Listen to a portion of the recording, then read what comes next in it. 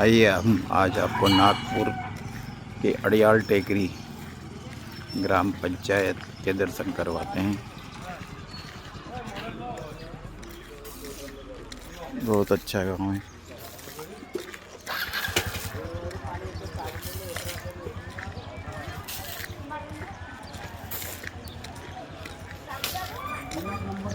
जन जागृति रैली निकाल रहे हैं सब आयुर्वेद के डॉक्टर।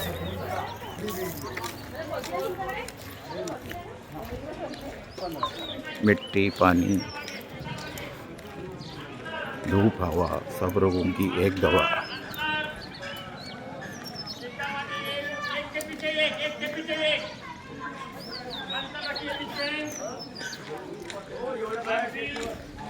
अभी सीधी लाइन बनाइए, थोड़ा वहाँ से फॉलो करो।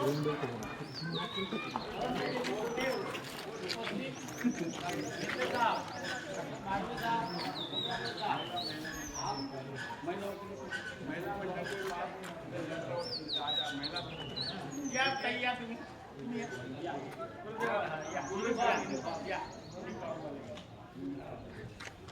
या जो गाँव है, ये गाँव है, क्या गाँव, ये आदर्श गाँव है। यहाँ पे महाराष्ट्र शासन ने आदर्श गाँव की योजना में इस गाँव को लिया है और परम पूज्य गीताचार्य दादा के नाम से ये गाँव को पहचान लाता है।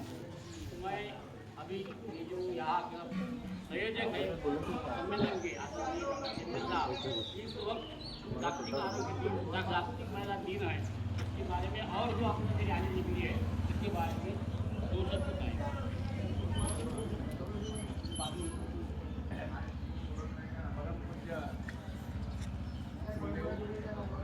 आज जो जागतिक महिला दिन है, दादा ने इस गांव को आदर्श गांव किसी होते जिस गांव में नको डॉक्टर वैद्य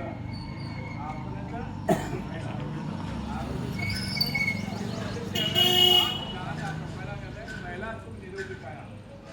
महर्षि देव दयानंद से पूछा गया कि सारे संसार के जितने भी संस्थाएं हैं वो संस्थाएं सब मैंने क्या कर रहे जी, पूरे परोपकार के काम कर रहे हैं। क्या कर रहे हैं? संसार का कल्याण कर रहे हैं। क्या कर रहे हैं? तो हम जाने परोपकार के। फिर वही बात, तो बोले परोपकार यानी क्या होता है, कल्याण करना क्या होता है? तो उन्होंने लिखा है कल्याण करना अर्थात जो सामाजिक काम करता है उस व्यक्ति को शारीरिक, पहले क्या बोला उन्होंने, शारीरिक, क्या बोला है, शारीरिक, पहला सुख निरोगी काया और दूसरा सुख पल्लों में कुछ माया होती है। ठीक है, तो काया ठीक ना, तो अभी जर्जर रहा है। 21वीं सदी में डॉक्टरों की संख्या बढ़ रही है, हॉस्पिटलों की संख्या बढ़ रही है और मरीजों की भी संख्या बढ़ रही है। तो ये समय में मरीजों की संख्या बढ़ने के कारण क्या होगा, दुखदायी जीवन हो रहा। मनुष्य पहले शरीर से तो मुक्त हो जाए। शरीर ये क्या है, जीवन को सफल बनाने का, आनंदमय बनाने का एक मतलब है साधन है। बिना साधन के साधक कुछ भी नहीं कर सकता। साधक बिगड़ गया, साधन बिगड़ गया, तो हमारे घर पाँव बिगड़ गए होते तो हम यहाँ तक नहीं पहुँच सकते थे। पाँव साधन है, शरीर साधन है। फिर शरीर बना, शरीर अगर आपका बन गया फिर क्या करोगे, आत्मिक। सुबह सुबह हमने किया ना, हमारा जो है सुबह प्रार्थना हुई, ध्यान का हुआ, वहाँ गया, वहाँ आत्म कल्याण की बात होती है। तो आत्मा के बारे में नॉलेज होना चाहिए। और जब शरीर स्वस्थ हो जाए, आत्मा प्रसन्न हो जाए और फिर आत्म उन्नति हो जाए, पर हर आत्मा अपने आत्म चिंतन से, तो मेरी जैसी आत्मा है वैसी दूसरे की भी आत्मा है, मैं और तू एक ही है, तो मैं और तू अलग नहीं है। इस भावना के साथ जब आप जागरूक हो जाओगे तो मनुष्य जैसा चाहता है कि कोई मेरे साथ में झूठ न बोले। क्या चाहता है मनुष्य, मेरे साथ कोई, जो आपके साथ कोई झूठ का व्यवहार करे, पति पत्नी भी अगर झूठ का व्यवहार करे तो भी आने क्या हो जाएंगी, दोस्ती टूट जाएंगी, मन मुटा हो जाएगा। तो राग द्वेष छल कपट से निमृत होने के लिए आपको मतलब आत्मज्ञान होना जरूरी है। और आत्मा के ज्ञान में मेरी आत्मा और आपकी आत्मा जरूरी है। तो क्या करता है कि हमारी आत्मा, मेरा जैसा अपमान हो जाए तो मुझे बर्दाश्त नहीं होता, मेरे साथ कोई झूठ का व्यवहार करे तो मुझे यानी बर्दाश्त नहीं, वैसा ही व्यवहार मैंने किसी के साथ, दूसरे के साथ नहीं करना चाहिए।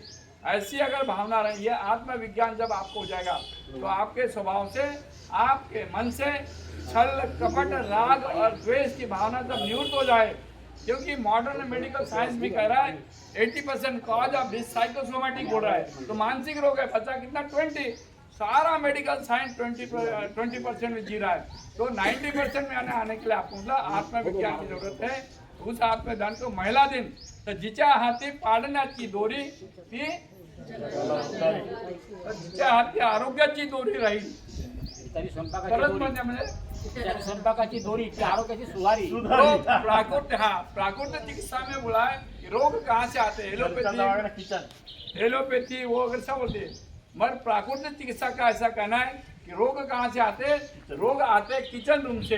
तो किचन रूम किसके पास में है, महिलाओं के अगर पास। अपने परिवार को, व्यक्ति को, परिवार को, समाज को, राष्ट्र को, गांव को अगर आपको आने स्वस्थ और निरोगी भारत बनाने का है, तो पहले महिलाओं को इसका ज्ञान होना आवश्यक है। नहीं, मगर ऐसा हो रहा है क्या, नहीं है। ये दुख की बात है। आज संकल्प लीजिए यहाँ पर, ये क्योंकि आदर्श गांव है, ये आदर्श गांव संकल्प लीजिए कि रोग कहाँ से आता है। किसी को बोला, किसी मेडिकल साइंस क्या उसे खड़ा होकर बोला चाहिए रोग कहाँ से आते हैं, बोले मैंने स्वयंपाक घर पे था। स्वयंपाक घर किसके पास में, महिलाओं के हाथ में। तो महिलाओं को आने जब स्वयंपाक घर का ज्ञान हो जाएगा, तो किसी घर में दवा दारू की आवश्यकता पड़ेगी नहीं। तो क्योंकि विनोबा जी कहते हैं शिक्षित महिला किसको बोलना चाहिए, एक थोड़ा सा 2 मिनट में हम कहते। तो शिक्षित महिला क्या हो गई, शिक्षित महिला एक बाजार में गई और सब्जी खरीदने के लिए गई, तो वहाँ आज का टमाटर टमाटर इतने बढ़िया टमाटर, बोले टमाटर पहले ले लाएंगे। उसने क्या की, पहले टमाटर ले ली, बाद में फिर दूसरी सब्जी आलू प्याज आखिरी मिली। तो वो है ना दुकान, जो गांव का आदमी था ना जो सब्जी बेचने वाला, वो क्या कहता है, म्हणते ताई तुम्ही फार लई म्हणजे शिकलेला दिसता म्हणते। तर तिला म्हणत खूप म्हणजे वा वा मी म्हणजे शिकलेली आहे, त्याला खूप फळ बसणार। तर तुम्ही कसे ओळखला म्हणे, वो पूछती तुम्ही कसे ओळखला, माझा तुमचा काही परिचय नहीं, मेरा और आपका कोई परिचय तो है नहीं, आपने कैसे पूछा। तो बोले आपने बोले सबसे पहले टमाटर लिए, बोले समझ में आ गई ना बात। सारा जीवन हमारा महिलाओं का ऐसा हो रहा है, और सारा अंधश्रद्धा जो पढ़ रहे, जो अंधश्रद्धा इतनी बढ़ रही है, सारे महिलाओं के कारण होगी। तो महर्षि पतंजलि था अविद्या अस्मिता राग द्वेषा अभिनिवेशा, अविद्या को आपको हटाना है। तो स्वास्थ्य के बारे में विनोबा जी कहते हैं। फिर दूसरी बात पे महिलाओं को क्या, शिक्षित महिला वही है जिसके किचन रूम के अंदर में जो वापरती हल्दी नमक अदरक राई जीरा धनिया वगैरह जो वापरती, उसकी बायोकेमिस्ट्री मालूम होना चाहिए। और कब कफपित्तवात का जो रोग होता है, कब कैसा घर में खाना किसको बनाना चाहिए, इसका ज्ञान जिसको होगा वो शिक्षित महिला। बाकी तो सब गतियों को आज जाके हम इससे शुभकामना करेंगे। आप संकल्प हो जाए स्वास्थ्य के बारे में, बीमारी के बारे में आप जागरूक रहेंगे, और अपने साथ में महिलाओं के साथ आपस में चर्चा करेंगे। अगर बीमार पड़ गए तो इससे न मिट्टी पानी धूप हवा और सब रोगों की एक दवा। इस संकल्प के साथ अगर आप जागतिक आरोग्य दिन अगर मनाएंगे, और महिलाओं के हृदय में बात बैठ जाएगी कि मनुष्य को स्वस्थ होने के लिए कोई दवाओं दारू की कोई आवश्यकता नहीं है। और दवा किसके, अपने नमक अपने जो रहता है हल्दी नमक मिर्ची वगैरह तो राई जीरा धनिया वगैरह जो होता है उसका है वो कीजिए। तो आज के दिन में मतलब अधिक न बोलते हुए भोजन में खट्टा चीज नहीं खाना चाहिए। हाँ, भोजन के साथ इनका थोड़ा और क्या थोड़ी गलतियां हैं, रोगों का कारण होता है। जो नाश्ता करते समय पानी पी लेना, भोजन के पश्चात पानी पीना, जब चाहे जब तो भोजन और भोजन के पहले या नाश्ते के पहले पानी पी लीजिए 1 घंटा पहले और 1 घंटा बाद। अब भोजन में क्या था, महिलाओं को जब तक कहने अचार नहीं खाएंगे ना, तब तक कोई ऐसा खाए जैसा नहीं लगता। तो मेरा ऐसा कहना है, जिनके घर में अचार की बरनी होंगी वो अचार की बरनी नाली में फेंक दीजिए ले जा करके। अगर वो फिर अगर अचार घर में है तो आपको कोई रोक नहीं सकता।